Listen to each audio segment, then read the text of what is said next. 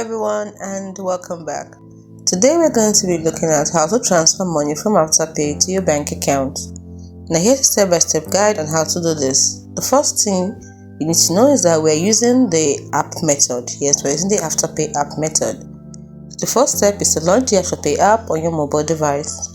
Next, you have to enter your email address and password to access your Afterpay account. Once you've done this, next you have to select the Accounts tab and then choose Withdraw to initiate the transfer process. Select the bank account you want to transfer the funds to, type in the amount you want to transfer, reveal the transfer details, and then confirm your transaction. It's as simple as that. Please make sure you have a verified bank account linked to your Afterpay account, and note that transfers may take 1 to 3 business days to process depending on your bank's processing times. And Afterpay may have specific transfer limits or fees, so review their terms and conditions before initiating a transfer.